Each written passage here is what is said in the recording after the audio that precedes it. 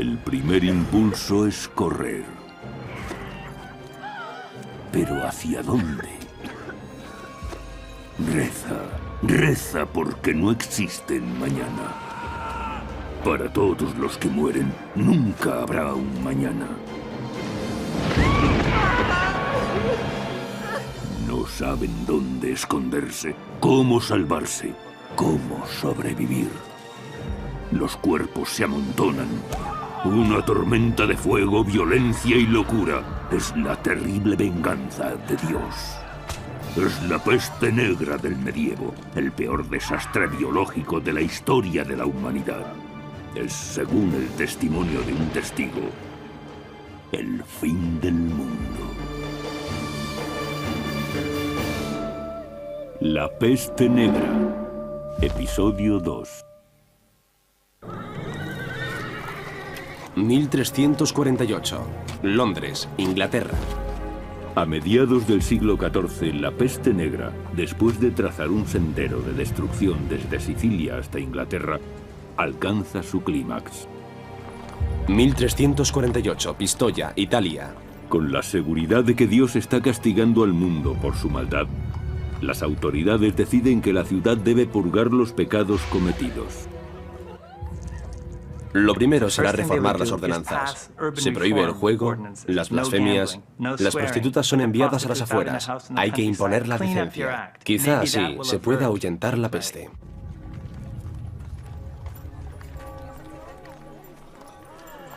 Bene, bene, bene. Questo non deve succedere mai più. E voi, seguiteci. Per voi e per le ragazze è tempo di prendere una vacanza. En muchas ciudades, como Pistoia, Italia, se combate la epidemia con nuevas ordenanzas, sobre todo lo relativo al tratamiento de cadáveres. Ordinanza numero 3.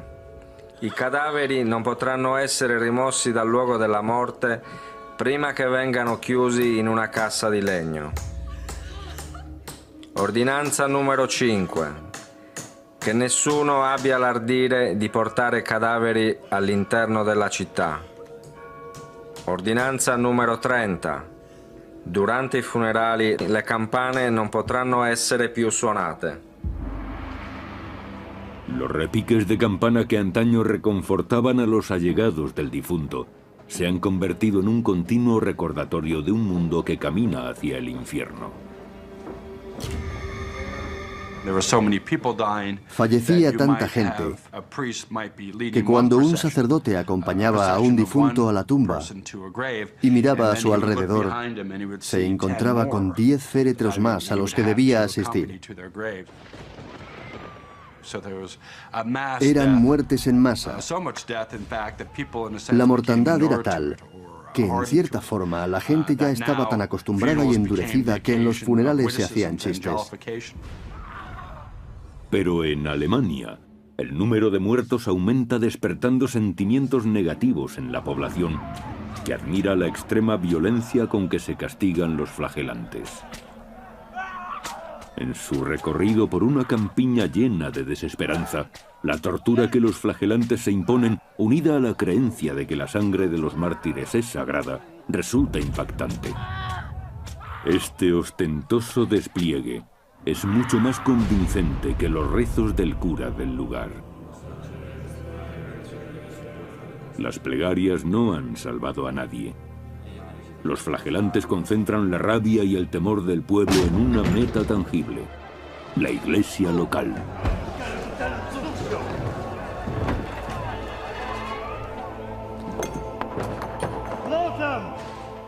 Creyéndose dotados de gracia divina, a través del sacrificio de su sangre, los flagelantes deciden realizar milagros en nombre de Cristo. Según algunos flagelantes, los niños fallecidos podían revivir en su seno. Y la leyenda de animales que hablaban era otro milagro famoso, adjudicado a los flagelantes.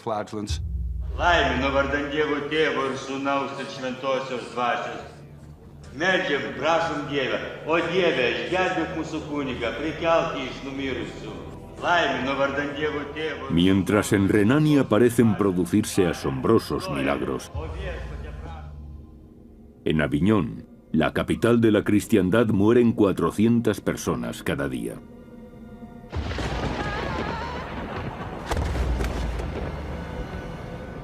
...1348, Aviñón, Francia. El Papa Clemente VI ve en los flagelantes una amenaza a su autoridad, pero los cardenales le aconsejan que no se precipite, temiendo que el fanatismo de los fieles, que siguen en masa a aquellos locos, les aparte definitivamente de la Iglesia oficial.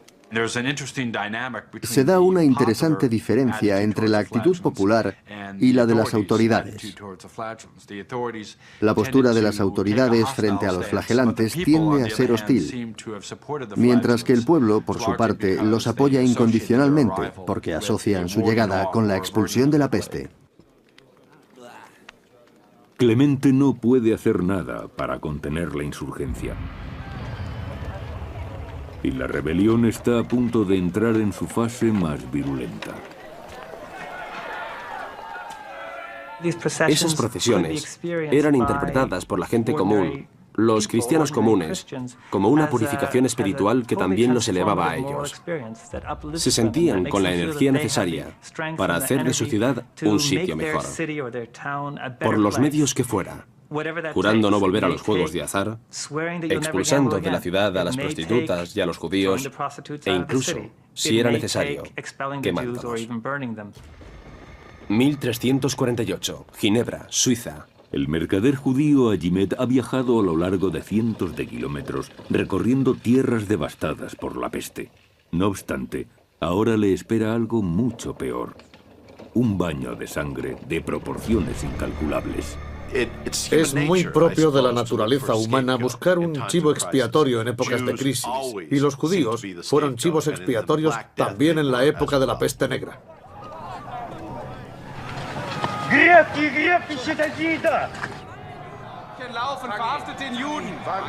Para los flagelantes resulta fácil trasladar sus críticas a la Iglesia hacia los judíos.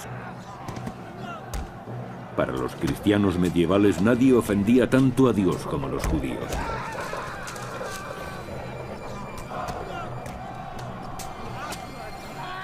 Hay innumerables referencias a libelos que difamaban a los judíos, toda una historia de persecuciones perpetradas por los cristianos durante la Edad Media.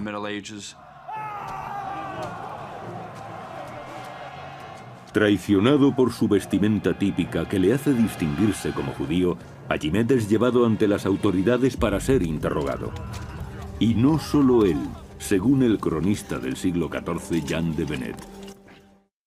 La infección y la súbita muerte que la infección trajo consigo fueron achacadas a los judíos, a quienes se acusó de haber envenenado los pozos y los ríos y de haber corrompido el aire.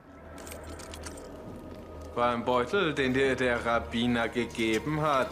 Was war denn eigentlich im Beutel drin? Ich habe keine Lügner. von keinem bekommen. Lügner. Von keinem. Du hast Flüsse vergiftet, nicht wahr? Ich schwöre. Lügner. Lügner. Tras horas de tortura, Agimed desfallece. Confiesa, coaccionado, que un rabino le entregó una bolsa llena de veneno para que lo echara en las fuentes. Tenían que confesar la culpabilidad de todos los judíos, que todos eran culpables de conspiración y que ninguno estaba libre de cargos. De Benet escribe que confesiones como la de Agimed eran algo corriente en Renania. Todo el mundo estaba de acuerdo en atacar brutalmente a los judíos. Y en sus comunidades, muchos miles de personas fueron descuartizadas, degolladas y quemadas vivas por los cristianos. 1349, Estrasburgo, Francia. Lo que los envenenaba era la presencia de los judíos. La presencia de los judíos se debía a una moral errónea. Tolerarlos era un pecado. Esta era la razón de aquel proceder. Si Clemente VI afirmaba que los judíos morían en la misma proporción que los cristianos, era absurdo pensar que eran ellos los que envenenaban las fuentes. Las exhortaciones papales son desoídas. El día de San Valentín de 1349, los ciudadanos de Estrasburgo consiguen reunir a 2000 judíos. Todos arden en la hoguera. Esta atrocidad se repite en más de 15 ciudades de Alemania y Suiza. Las gentes de Europa han sido envenenadas, sí, pero no por ninguna conspiración judía, sino por el miedo, el odio y la ignorancia. El efecto de esta combinación letal y descontrolada se extiende aún más rápidamente que la muerte negra.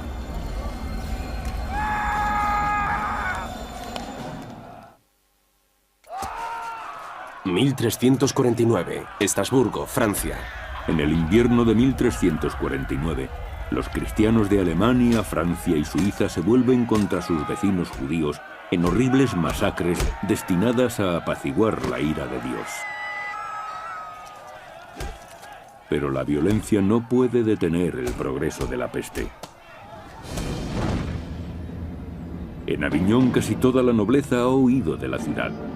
Hasta el Papa se retira a sus posesiones en el campo. Ha dejado de confiar en el fuego protector.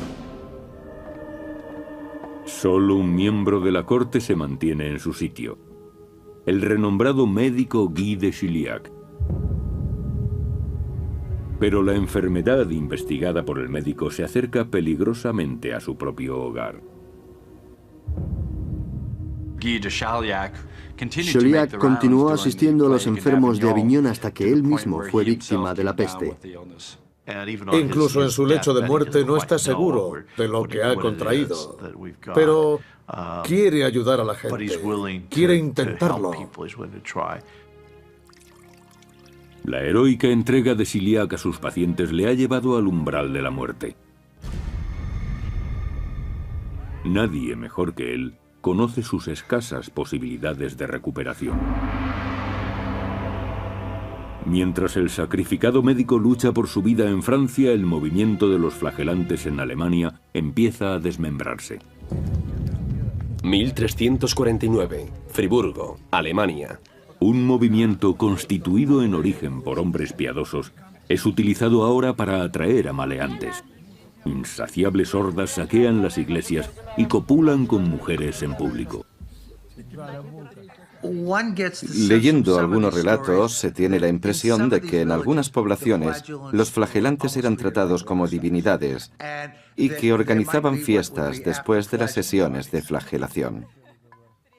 La visión de la sangre, los cuerpos llagados, los músculos, el sudor, sin duda tuvieron su efecto sobre los corazones de muchas campesinas.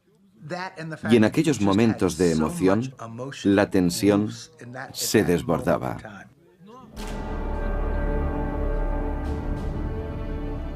Es demasiado ya. Las autoridades condenan a los flagelantes. En octubre de 1349, el Papa Clemente VI exige su dispersión. Pero es completamente ignorado. La Iglesia tenía que buscar el medio de detener el movimiento de los flagelantes. Así pues, son arrestados o apartados de la circulación por los soldados.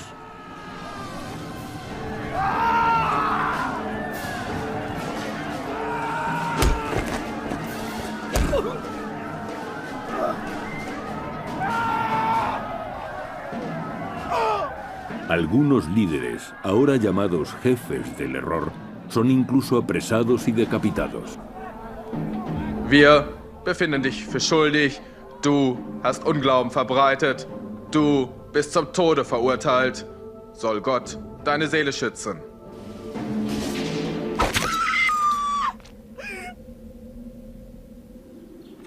...1349, Cracovia, Polonia.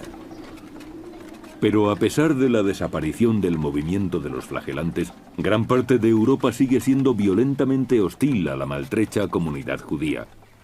Los supervivientes se convierten en refugiados que buscan hogar.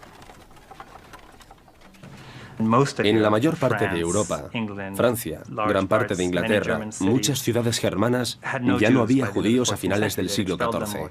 Habían sido expulsados o asesinados. Pero en algunos lugares, los monarcas les dan incluso protección, invitándolos a quedarse. Uno de esos lugares es Polonia. En 1349 reina en Polonia Casimiro el Grande. La leyenda dice que se enamoró de una judía llamada Esterka, Esther. La amaba tanto que decidió proteger a los judíos en Polonia e invitarles a establecerse allí.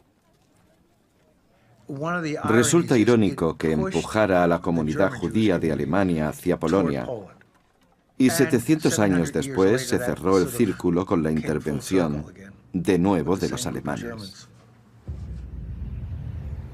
En el invierno de 1349 la peste llega al norte, a la península escandinava.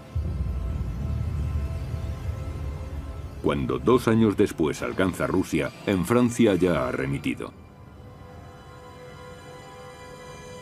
Tras aniquilar a casi la mitad de la población europea, la peste se encamina hacia su fin. Las enfermedades infecciosas tienen un ciclo natural que se mantiene hasta ser interrumpido por algún agente, bien por la intervención humana, bien por una alteración en la virulencia del organismo infeccioso. Mientras la peste negra avanzaba y la gente moría, la sociedad se desmoronaba. Es posible, por tanto, que el número de habitantes cayera por debajo de un umbral donde la pandemia no pudiera ya mantenerse activa.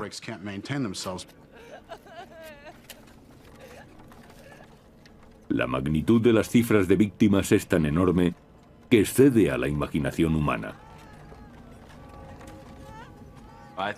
Creo que el alcance de la peste negra no tiene precedentes y que la mortandad fue mayor de lo que admite la mayoría de los estudiosos. Yo creo que se elevó a cerca del 50%. No a un 30%, como muchos afirman. Los centros urbanos y las comunidades religiosas fueron las más afectadas. En Venecia falleció el 60% de la población. En Aviñón, la mitad de sus habitantes. En el monasterio de Montpellier, donde había estudiado Guy de Chiliac, solo queda una decena de los 140 monjes que había en origen.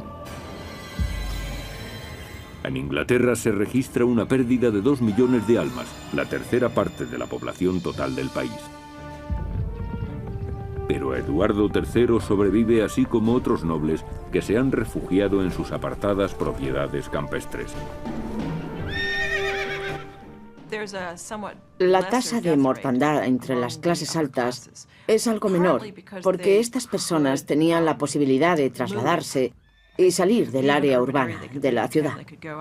Podían refugiarse en sus castillos o casas de campo, en un ambiente que era menos favorable a la naturaleza contagiosa de la epidemia.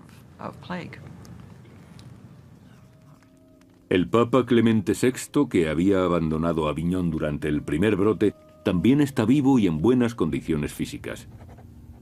Más asombrosa es la recuperación de su médico Guy de Chiliac. En su diario leemos: hacia el final de la enfermedad tuve mucha fiebre y una hinchazón en la ingle. Estuve enfermo cerca de 6 semanas. Cuando el absceso estuvo maduro, lo traté con higos y cebolla cocida, mezclada con levadura y mantequilla. Y sané, a Dios gracias. C'est un miracle, mon ami. Il faut que nous allons prier. Pero para muchos la supervivencia representa un coste terrible. Han perdido tanto que se preguntan si merece la pena seguir viviendo. Ibn Khaldun, historiador árabe del siglo XIV, lamenta las repercusiones del mal. La pandemia engulló lo que había de bueno en la civilización y lo consumió. El mundo cambió. Imagínense cómo debió afectar a la sociedad la pérdida de 15 millones de personas. Piensen en su impacto sobre la Iglesia, la ciencia, la medicina, el arte, la literatura. ¿Y si hubiéramos perdido a un Leonardo da Vinci? ¿Y si nos hubiéramos quedado sin las obras de Miguel Ángel a causa de la peste negra?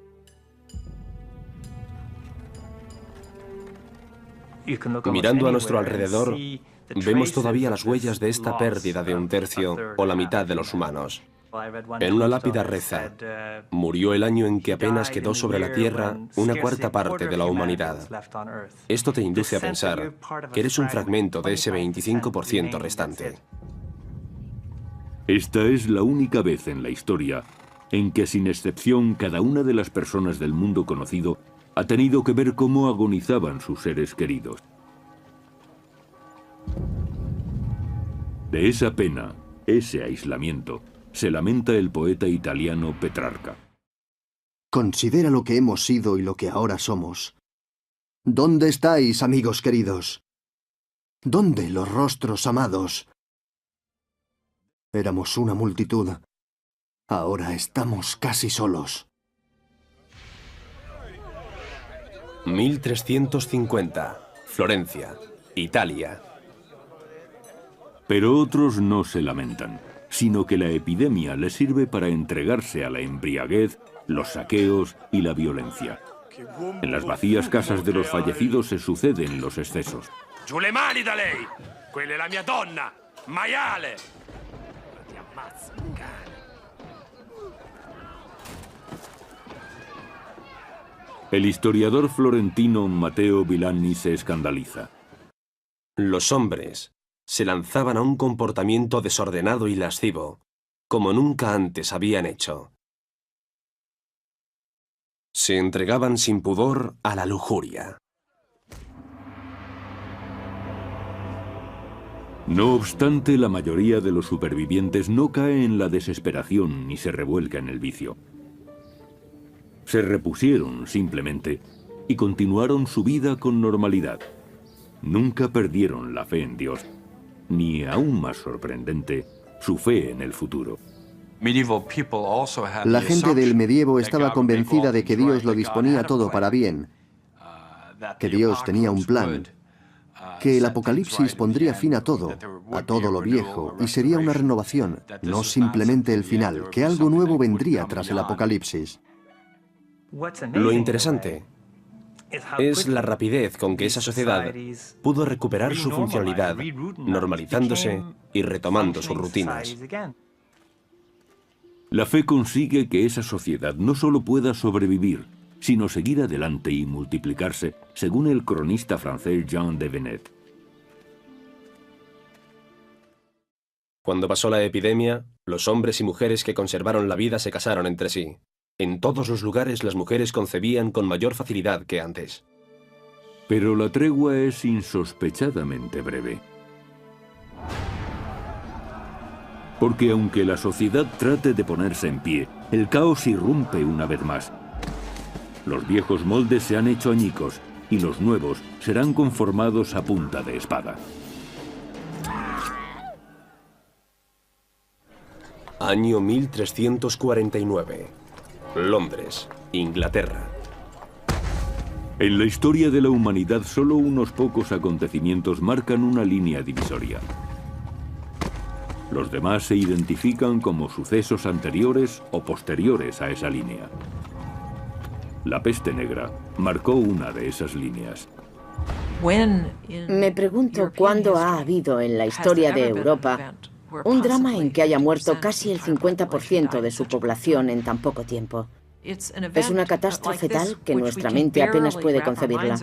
¿Cómo comprender que de la noche a la mañana tantas personas puedan pasar de la vida a la muerte? Los supervivientes no tienen otro camino que mirar hacia adelante. El dolor y la muerte han arruinado su pasado.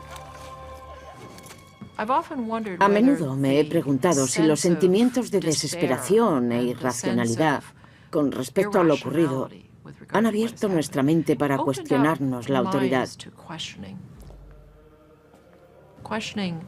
Para preguntarnos cómo entendemos a Dios y si existe una autoridad a la que podamos dirigirnos todos.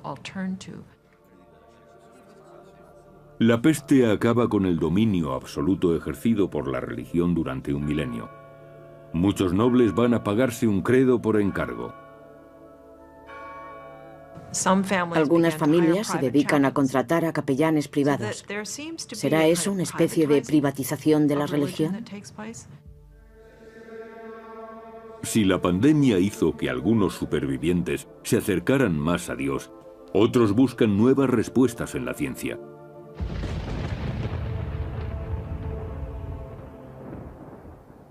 En Aviñón, el superviviente Guy de Chilliac se siente impelido a escribir su obra maestra, La cirugía magna.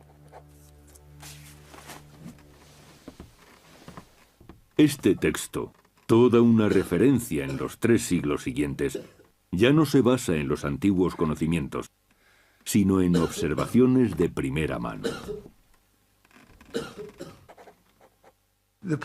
La peste negra tuvo un impacto importante en la práctica de la medicina, porque cuando estalló la epidemia, el médico universitario era sobre todo un internista y no practicaba la medicina clínica. Sus conocimientos eran solo teóricos. Pero después de la debacle, la medicina se hizo experimental. En la campiña italiana tiene lugar otra transformación. Antes de la pandemia, las hambrunas eran algo normal. Aun cultivándose cada centímetro de terreno, la cosecha nunca alcanzaba para cubrir la creciente demanda. Ahora, en cambio, aunque gran parte de la tierra se ha vuelto estéril, hay reservas disponibles. Por primera vez en siglos, los agricultores no solo siembran grano, sino productos más exquisitos, y así Italia se convierte en un país rico en aceite de oliva y frutos diversos. Francesco, vieni giù ad aiutare! Non posso fare tutto da solo. Sí, papá. Los campos italianos denotan una cruel realidad. Un súbito descenso de población tiene sus ventajas. Al morir la gente, aumentaron los beneficios. Y además muchos campos quedaron sin dueño. Gente que había sido relativamente pobre pudo permitirse la posesión de tierras. Eso significó que de repente los que habían sido humildes campesinos eran ahora terratenientes. Poseían sus tierras de buen tamaño y podían vivir con independencia sin tener que labrar los campos de otros. Es interesante observar los cambios en la dieta. Antes consistía principalmente en grano, cerveza, bollos y pan, pero ahora incluye carne, verduras. La cena è pronta. Andiamo, figli. Pero cuando aumenta la fortuna de los campesinos, cae en picado la autoridad de las clases dirigentes. Durante siglos, los nobles han dependido de los siervos para el cultivo de sus tierras. Ahora que los labradores tienen sus propios campos, los nobles se ven forzados a recoger por sí mismos la cosecha. Un clérigo anota feliz la caída de los poderosos. Los hombres de la Iglesia, los caballeros y otros notables se han visto obligados a arar la tierra en persona, a sembrar el grano y recoger la cosecha para ganarse el pan. Ma che stai facendo? Ma come la stai usando quella zappa? Marito mio, giuro che te la faccio mangiare questa Ma guarda pala. come stai zappando, se la usassi bene, non staremo qua tutto il giorno.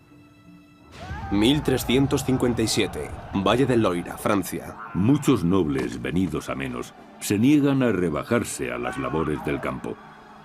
Prefieren buscar fortuna como se hacía antiguamente, mediante la espada. Se dio el caso de que muchos soldados estaban ociosos. A veces eran contratados por los reyes de Francia, Inglaterra o los condes catalanes, en cuyo caso se les fijaba un salario que obtenían con el saqueo de las plazas enemigas. A veces no encontraban trabajo y saqueaban las ciudades para alimentarse. Para compensar la reducción de sus ejércitos, los caballeros establecieron nuevas reglas para el arte de la guerra, y nació la guerra de guerrillas y el pillaje. Todos esos hombres desmilitarizados que recorrían los campos estaban ávidos de pillaje. De entonces proceden prácticas como la de arrancar el cuero cabelludo al enemigo, por ejemplo. Eran tácticas para extorsionar a los habitantes de las aldeas y ciudades.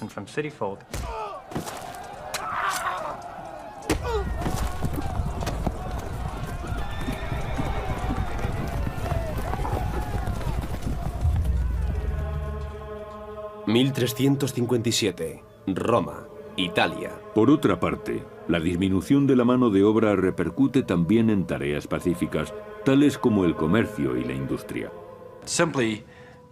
La muerte de tantas personas obligó a los supervivientes a construir máquinas que ahorrasen trabajo, como la prensa. Antes, las industrias que se apoyaban en el exceso de mano de obra humana, como la textil, contaban con cantidad de campesinos sin trabajo y sin tierra, porque había demasiada gente para la tierra disponible. Ahora, tienen que recurrir a soluciones tecnológicas como el molino.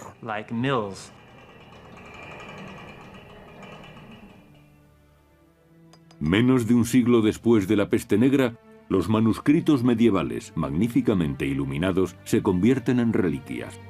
La prensa de Gutenberg los ha dejado obsoletos. Todas las industrias que ahora asociamos a la industrialización posterior dan en realidad sus primeros pasos a finales del siglo XIV. Y en parte, surgen como respuesta a la crisis de mano de obra causada por la peste. Pero la mayor repercusión de la muerte negra no se aprecia en el campo de batalla ni en las fábricas, sino en el corazón de los hombres. ¿Qué angustia no sentirían una madre, o un padre, o un hijo, viendo cómo enfermaba a su familia? Imaginemos a los jóvenes que asistieron a la muerte de sus padres y que sobrevivieron en aquellos años, teniendo la muerte presente en todos sus recuerdos, en todo lo que les rodeaba. La muerte se convirtió en un tema recurrente. Es evidente que hubo una transformación psicológica a raíz de la peste y de la súbita y dramática desaparición de tantas personas. La muerte se aferra a su imaginación como una sombra amenazadora. Es una temática habitual en la literatura y artes plásticas medievales reflejada en forma de danza macabra. En pinturas holandesas hay esqueletos bailando, representación alegórica del memento mori, el recuerdo de que vas a morir, de que la muerte está al acecho. Poco más adelante, un cambio social se evidenció en los años posteriores a la peste. La actitud crítica y el individualismo condujeron al florecimiento del saber y la cultura hasta alcanzar un nivel sin precedentes en la historia de Europa. El Renacimiento. El Renacimiento en Italia muestra la extraordinaria capacidad de recuperación de la sociedad, una tenacidad y una energía creativas que resisten al embate de los malos tiempos. Fue como si Europa de repente se apagara y luego se encendiera de nuevo. Y eso lo provocó la peste negra. Muchos científicos de la actualidad se preguntan si la sociedad moderna se recuperaría de un cataclismo similar, y aseguran que en regiones remotas sigue habiendo microbios asesinos a la espera de un huésped que los traiga a nuestros modernos centros urbanos. 1347, Baja Mongolia. Entre 1337 y 1350 pereció casi la mitad de la población del mundo conocido. Nada, ni antes ni después, incluyendo terremotos, guerras y armas de destrucción masiva, ha provocado una mortandad tan alta. Los microbios son nuestro mayor enemigo y no hay por qué pensar que en caso de lucha el hombre, a pesar de su intelecto superior, tenga garantizada la victoria. Aunque nos cueste creerlo, el microbio causante de la peste bubónica existe todavía en nuestro mundo actual. En Arabia Saudí, norte y sur de África, zonas de Sudamérica e incluso en Estados Unidos. Desde su aparición en China, el microbio realizó un viaje a California en un barco mercante, provocando una epidemia de peste bubónica en Estados Unidos. De la costa oeste viajó hacia el interior, donde encontró nuevos huéspedes, las comunidades de roedores de los herbales y desiertos americanos. Está en el suroeste de Estados Unidos, Colorado, Nuevo México, Utah, California, parte de Texas, Arizona. Se halla sobre todo en ardillas de varias especies, perros de las praderas y pequeños roedores, y puede infectar a otro tipo de animales, como a los gatos. Los gatos están más predispuestos al contagio, como los humanos, y pueden desarrollar peste neumónica con tos y transmitir la enfermedad a las personas. Si el propietario de la mascota se acerca al gato y este tose, puede contagiarle una peste neumónica primaria que se adquiere por la inhalación de la bacteria.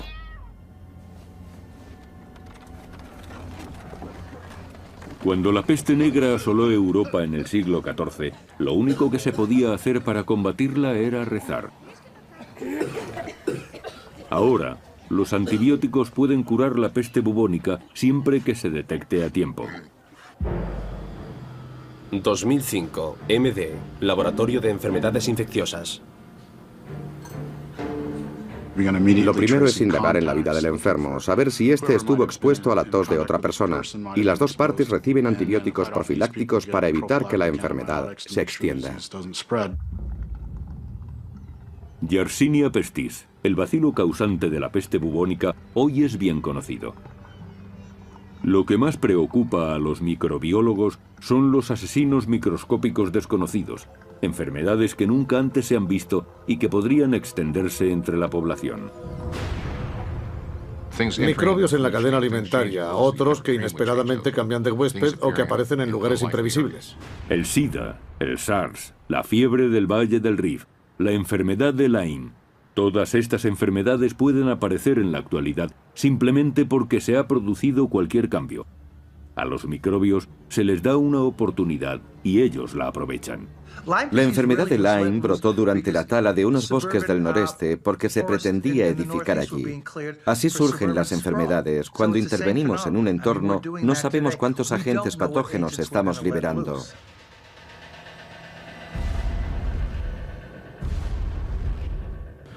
¿Y si el virus del ébola se asentara en la costa este de Estados Unidos? Sería muy grave. Para este virus no hay tratamiento y se contagia de los pacientes a sus cuidadores. Familiares, médicos, enfermeros, todos caen bajo sus efectos. A eso precisamente se debe su peligrosidad.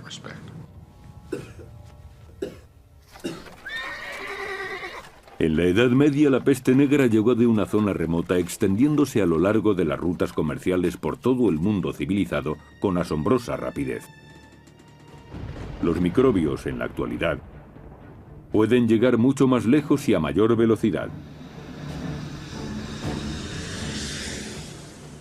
Piensen en los largos viajes que podemos hacer hoy en día y verán que cualquier virus puede llegar a un lugar remoto en un tiempo récord.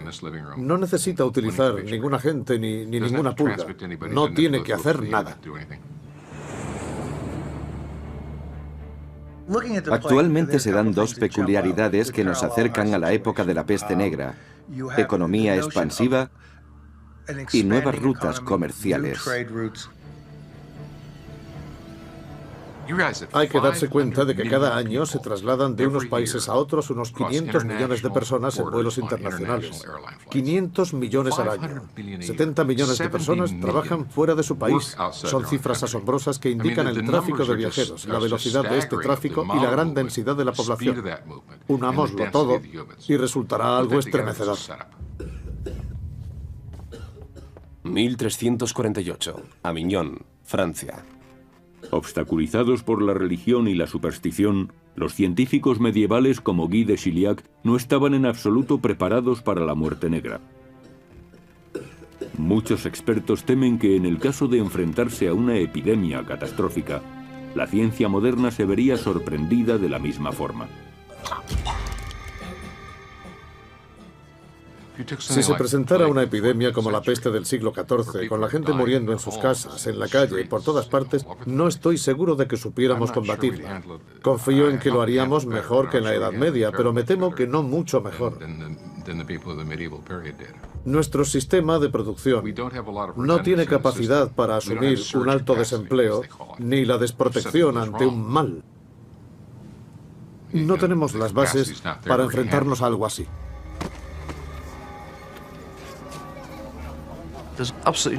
No existe absolutamente ningún sistema sanitario capaz de hacer frente a una epidemia de las proporciones que tuvo la peste negra. Al final, la historia solo puede hablarnos del pasado. del terror y la violencia, el heroísmo y el sacrificio, la restauración y renovación. Estos son los legados de la peste negra. La peste negra puede ser un espejo en el que mirar a una sociedad que se enfrentó a un desastre sin precedentes. Si este espejo lo enfocamos hacia la época actual, lo que vemos es un oscuro horizonte, porque el auténtico enemigo del ser humano sigue estando en alguna parte y puede ser tan mortífero como hace 650 años. Un día despertará, sin duda, y puede que no estemos preparados para recibirlo.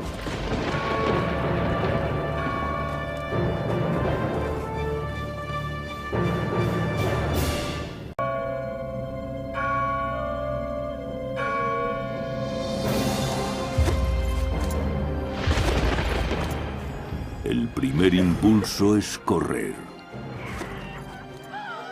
¿Pero hacia dónde? Reza porque no existen mañana. Para todos los que mueren, nunca habrá un mañana.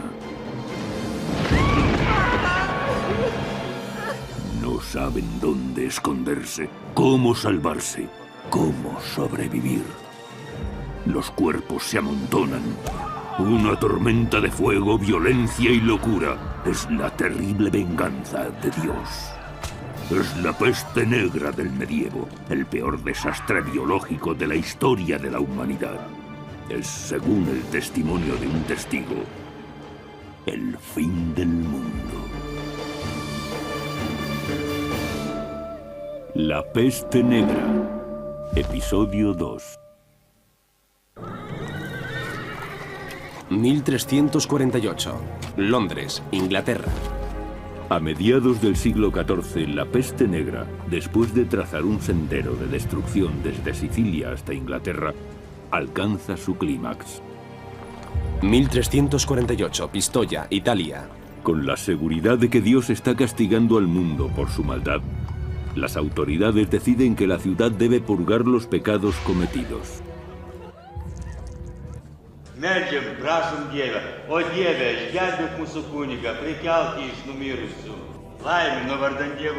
Mientras en Renania parecen producirse asombrosos milagros, en Aviñón, la capital de la cristiandad, mueren 400 personas cada día.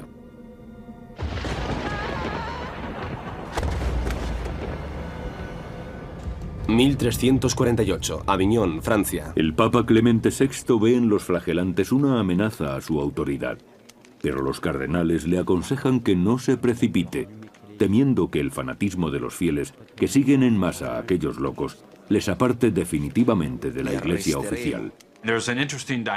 Se da una interesante diferencia entre la actitud popular y la de las autoridades.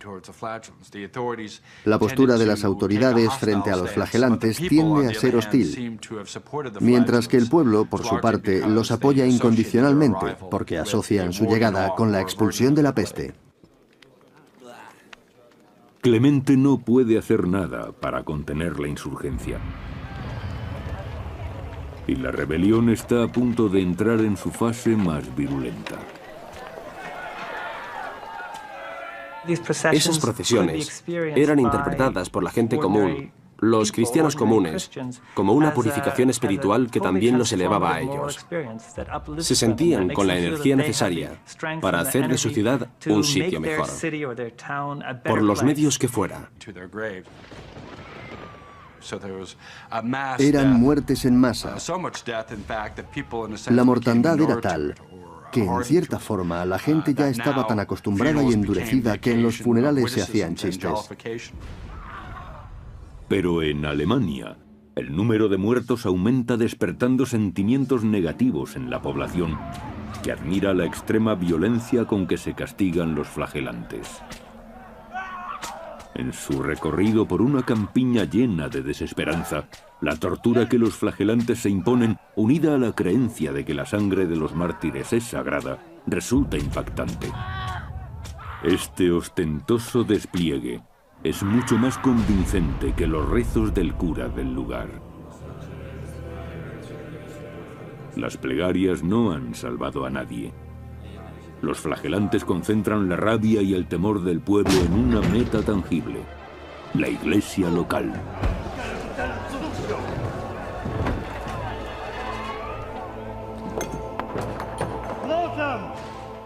Creyéndose dotados de gracia divina, a través del sacrificio de su sangre, los flagelantes deciden realizar milagros en nombre de Cristo.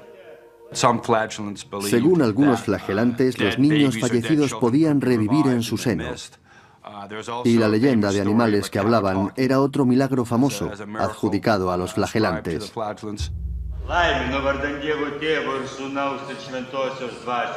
Lo primero será reformar las ordenanzas. Se prohíbe el juego, las blasfemias, las prostitutas son enviadas a las afueras. Hay que imponer la decencia. Quizá así se pueda ahuyentar la peste.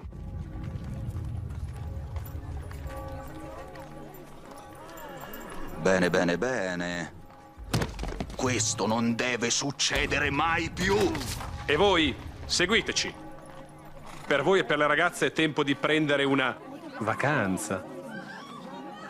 En muchas ciudades, como Pistoia, Italia, se combate la epidemia con nuevas ordenanzas sobre todo lo relativo al tratamiento de cadáveres.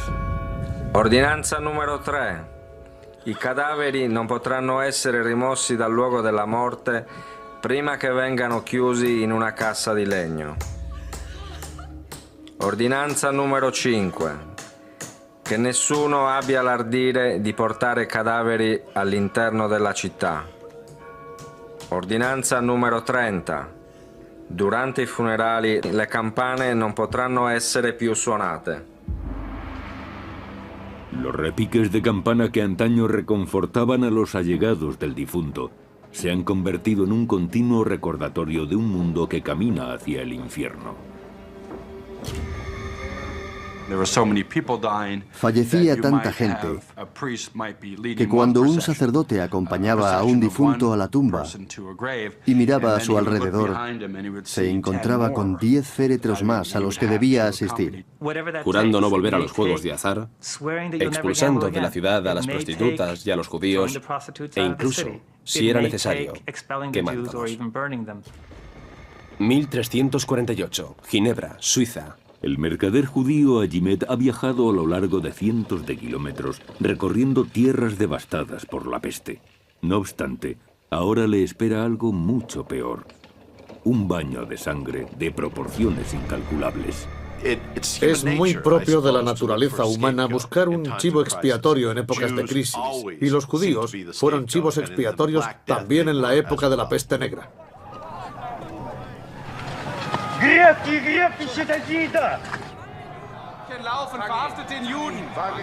Para los flagelantes resulta fácil trasladar sus críticas a la Iglesia hacia los judíos. Para los cristianos medievales nadie ofendía tanto a Dios como los judíos.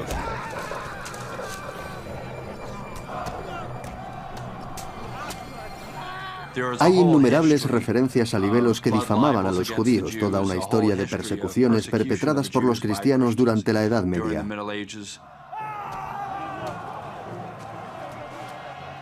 Traicionado por su vestimenta típica que le hace distinguirse como judío, Agimed es llevado ante las autoridades para ser interrogado.